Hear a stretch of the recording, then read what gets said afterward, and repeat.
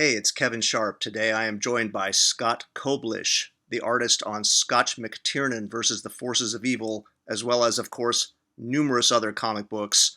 We're going to be discussing a page from Jaime Hernandez's Love and Rockets.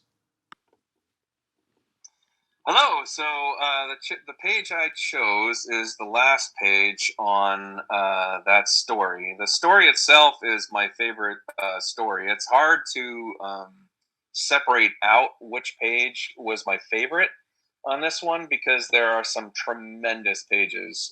Honestly, the entire story is told in a nine panel grid, which dovetails back and forth throughout Izzy Ortiz,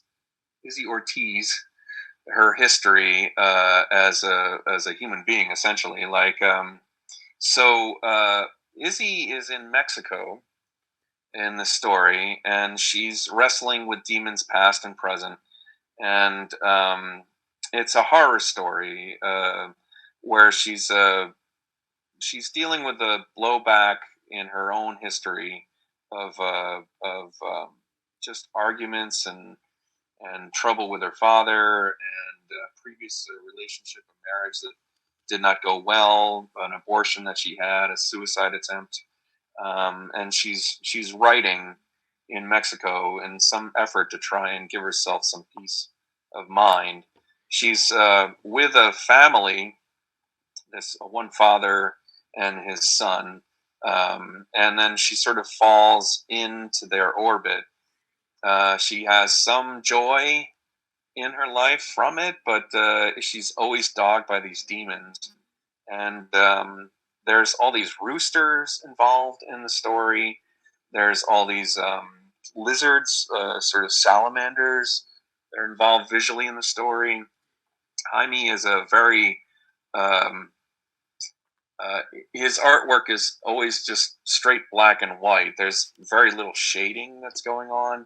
So there's a there's the blocking of the panels is incredible.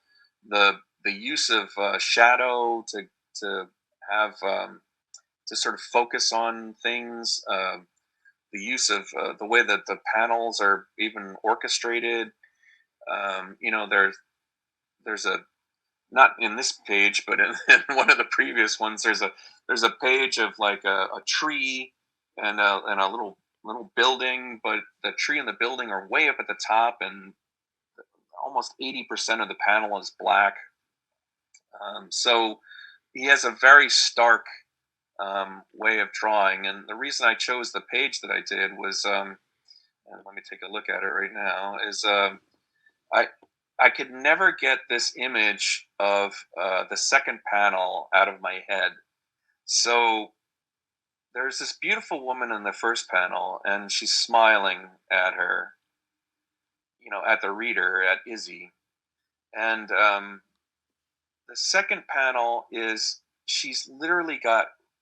We look at the the the the footprints and the dust and the dirt, and from this beautiful woman, it's these crow's feet.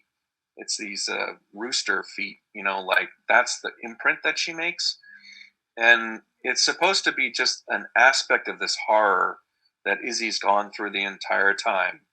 And then in the third panel, the the character that was enticing us from the first panel is stock straight.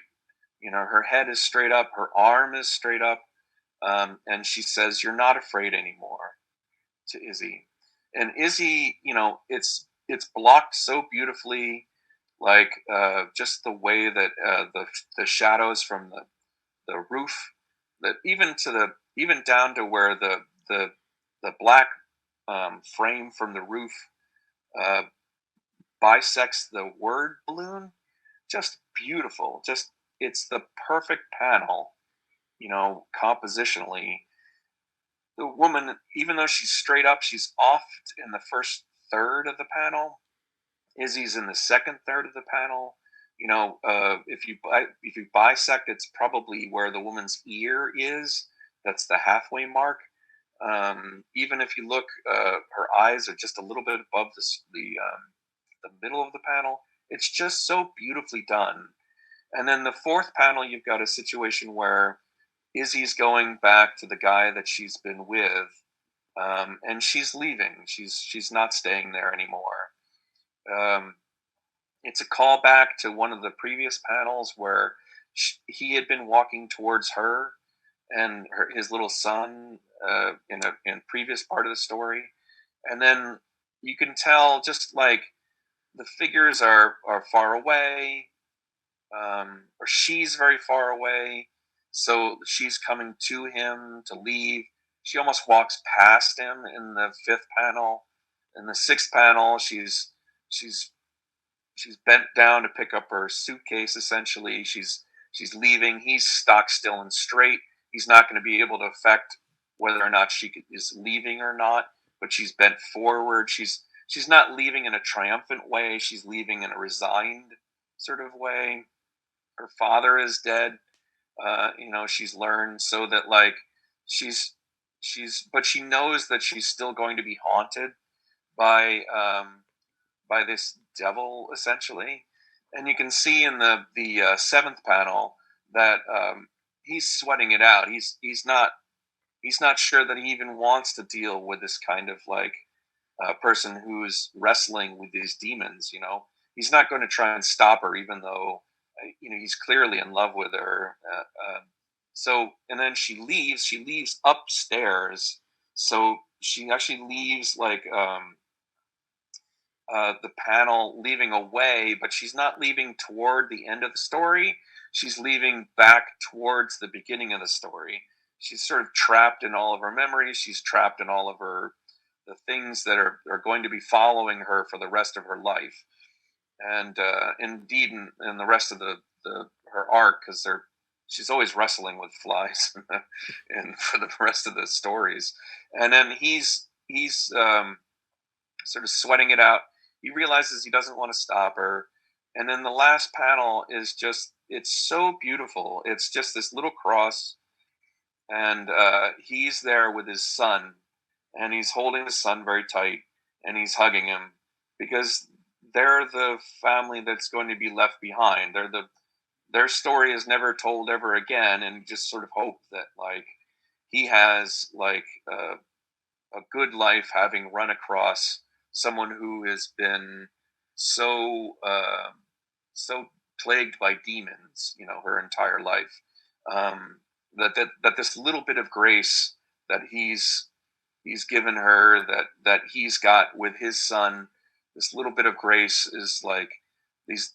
It's almost like the light is so faint, but it's still there. Um, for him and his son, like in this very tender moment. It's just a beautiful way to end that story. He could have ended it with something about Izzy, but he ends it with the essentially what Izzy's left in her wake behind her. So because Izzy is a character that's more important to the people that are around her than she is to herself, even. So throughout the entire story, all 50 years of this book at this point. So um, I think it's just a wonderful little piece. It's a beautiful horror story. It's just done so well. Everything is so subtle. It's all those things like the crow's feet in the sand and the dirt. Just, I mean, that image has stuck with me forever, because you don't see the feet of the demon. You don't see the feet of the woman. You just see the thing that's left behind.